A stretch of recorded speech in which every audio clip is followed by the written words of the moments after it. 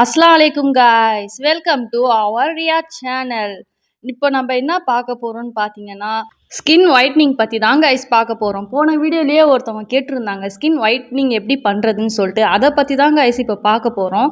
இதுக்கு தேவையான பொருட்கள் பார்த்தீங்கன்னா, கடலைப்பருப்பு, பாதாம் கம், தயிர், சந்தன கட்டிங்க. ஃபஸ்ட்டு இந்த பாதாம் கம்மை வந்து ஒரு 2 மணி நேரமாச்சும் நம்ம நல்லா ஊற வச்சுக்கலாம். இது நல்லா ஊறினதுக்கு அப்புறம் பார்த்திங்கன்னா ஜெல்லி மாதிரி இருக்கும் பார்க்கவே. இந்த மாதிரி தான் இருக்கும். இது வந்து பிம்பிள்ஸ்லாம் கொஞ்சம் கண்ட்ரோல் பண்ணுங்க.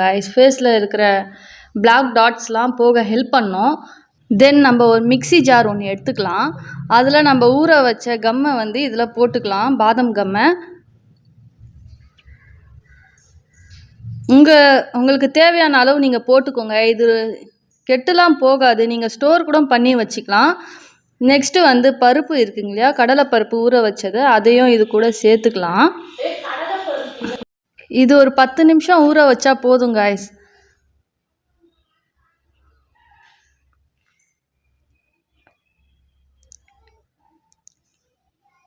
இது கூடயே நம்ம சந்தன கட்டியையும் ஆட் பண்ணிக்கலாம். அப்படியே தயிரையும் கொஞ்சம் ஆட் பண்ணிக்கலாம்.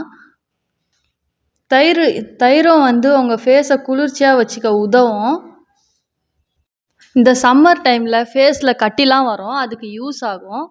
இதை போய் நாங்கள் அரைச்சிட்டு வந்துடலாம். நம்ம நல்லா கிரைண்ட் பண்ணதுக்கப்புறம் பார்த்தீங்கன்னா இந்த மாதிரி ஒரு க்ரீம் மாதிரி இருக்கும். நல்லாவே இருக்கும் ஃபேஸுக்கு, நீங்கள் தடவுங்க. இது வந்து நீங்கள் 1 வீக் வரைக்கும் நீங்கள் ஸ்டோர் பண்ணி வச்சு யூஸ் பண்ணலாம். வீக்லி ஒரு 2-3 டைம்ஸ் கூட நீங்கள் யூஸ் பண்ணலாம். இதில் எதுவுமே சைடு எஃபெக்ட்லாம் இல்லை. இது வந்து ஒரு பவுலில் மாற்றிக்கலாம் நம்ம.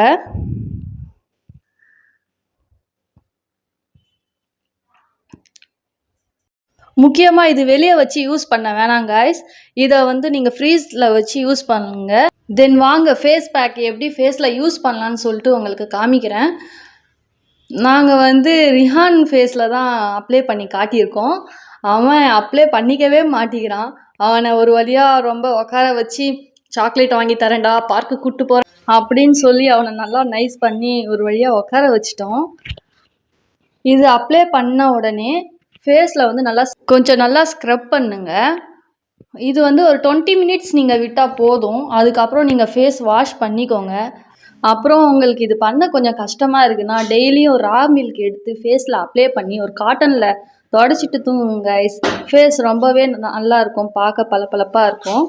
இவன் ஃபேஸ் இப்போ வாஷ் பண்ணி பாருங்கள் எவ்வளோ அழகாக இருக்கான்னு சொல்லிட்டு. அவன் மஸ்ஜித்துக்கு கிளம்பிட்டான் நமாஸுக்காக. ஓகே கைஸ், உங்களுக்கு இந்த வீடியோ பிடிச்சிருந்தா லைக் பண்ணுங்கள், ஷேர் பண்ணுங்கள், கமெண்ட்ஸ் பண்ணிவிடுங்க.